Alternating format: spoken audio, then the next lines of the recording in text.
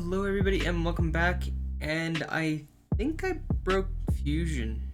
When I opened the comm panel, I already had some recovery prompts because I've crashed Fusion several times, but there are so many lines on here that I think adding in this text, which looks phenomenal, crashes it. Just completely kills it. The number of layers and the amount of detail that I have in here makes this panel essentially unusable, and it keeps breaking even further up the chain. So when I open the actual cockpit and I say pull all the new changes from this thing, it lags out for 5, 10, 15 minutes, and then usually it won't resolve all the joints, so it will put things in very strange places. Unfortunately, I need to redo all this text, and I've completely cleaned up the timeline, so it's down to each of the layers has a single drawing and a single extrusion. Then I've got all my joinery that match the parts together. Then I've got my screws, my nuts, bolts, stuff like that. This little panel, I think that the text itself is actually causing problems, so I'm going to remove the text, convert this panel to a flat one, and then for text, I'm just going to do some of the laser cutting fonts, which will essentially just be a single line, and instead of extruding them, I'm going to end up doing just leave the sketch on them. Then if I show sketches, I can still see the text, but to actually cut it, then I just extrude the sketch. If somebody wants to 3D print the text, then they can change the font and just extrude it just that smidgen a bit, because this won't really work for 3D printing anyways. It's 0.01 depth, so it has the visual contrast, but the depth just is not there for the printer fidelity. So a single layer is just not going to be visible on a 3D printer. So I'm going to do some real quick adjustments to this, and we're going to see if it propagates a little bit better, and we'll see if the text works. I'm glad I found this now and not when I had every single piece done. So I'm going to work on that and we'll get going. So one of the techniques that I found that does help pretty significantly is to hide all of the things like screws, any panels that you're not actually using, and just work with the stuff that you're using. Fusion still has trouble rendering the entire cockpit. I'm not going to open it to show you guys because it will probably crash. So I'm going to remove this layer essentially because I just don't need it. It's just a sketch and an extrude, probably this one, and it's toast. See, this is the problem. Yeah, operation canceled because it was crashing. Okay,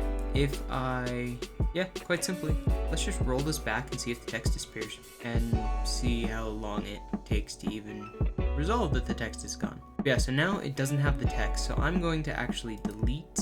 Yeah, that's the text layer. That's the one I don't want. So we're gonna select these two. I'm gonna put my history marker back where it was because I do want everything that happened afterwards. I just don't want those two features, so I'm gonna put it back. We're gonna wait for it to lag out for a minute, and then I'm just going to delete. I'm probably just gonna have to redo all of the joinery. But anyways, I'm gonna work on this guy, get it cleaned up, get the other guys cleaned up, and we'll check in a bit.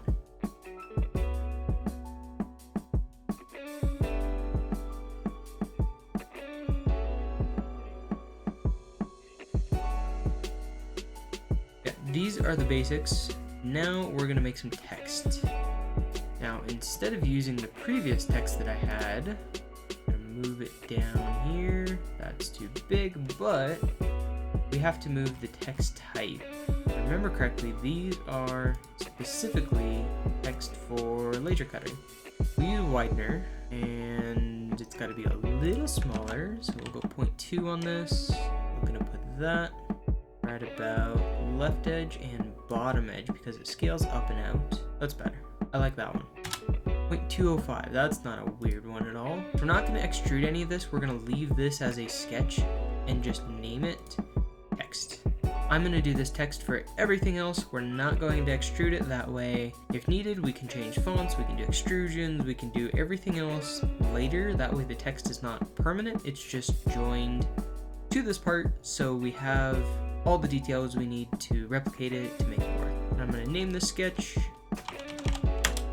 text. Complex, simple, easy. I like it. I'm going to go through, do a whole bunch of stuff.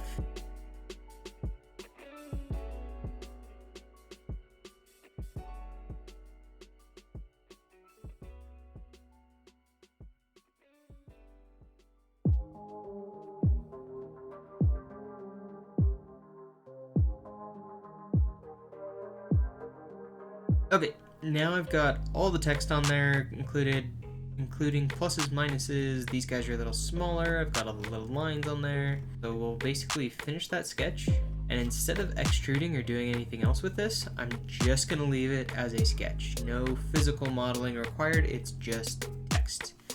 So after a whole lot more modeling, we have everything grouped, we have everything on here, and we still have our sketch. So if we hide the sketch, we lose all the text, but if we leave the sketch, we keep all the text. That way when we cut this, it will actually cut the text and we'll be all hunky-dory. But just a quick overview, we have all of my little potentiometers.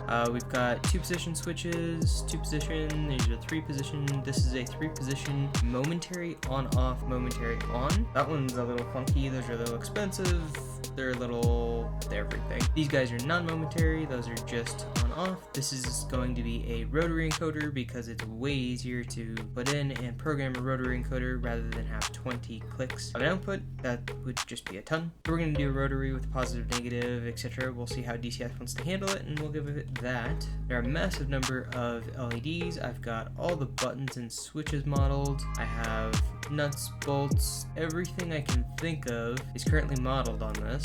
Yeah, so there's my 6 nuts, bolts to hold the thing together. This is going to get a whole thing of acrylic on the bottom for a housing. I'm going to put in some connectors to actually map all of this to some in and outs centralized so that the wiring is going to be so much easier.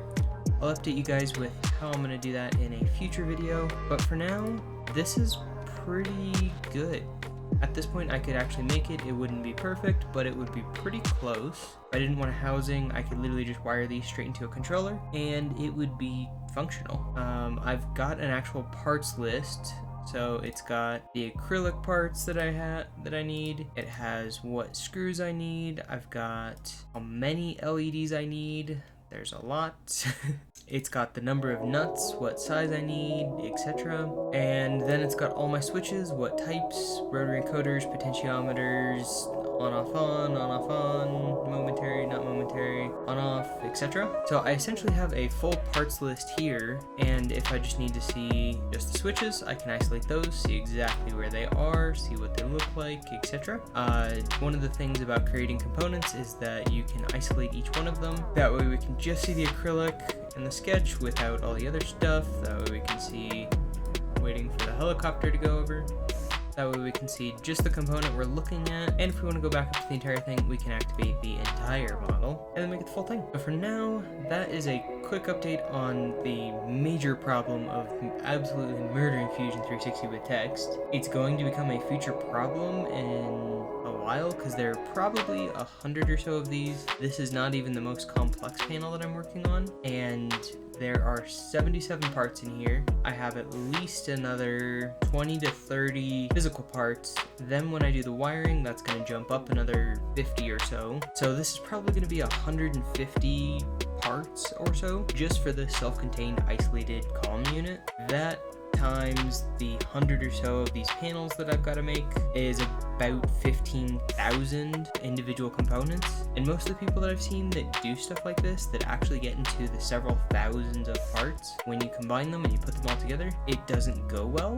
And it's very unfortunate because I would like a complete parts list. I don't actually need it, but I would like a complete parts list. Just for my own sake, sanity, etc. I would like a complete parts list. But we'll have to see how this goes. When I get up above several thousand parts, we'll see if Fusion can handle it. If it can't, I'm gonna have to do things like don't turn on the switches, stop modeling threads. There are some workarounds. Not modeling the text is step 1. We're going to see how well it works, but we'll have to see because I have to model the other ones to see how it is. Hopefully you guys enjoyed seeing this little update on hopefully a solution to my problem from breaking to Fusion360, and we'll see you guys in the next episode.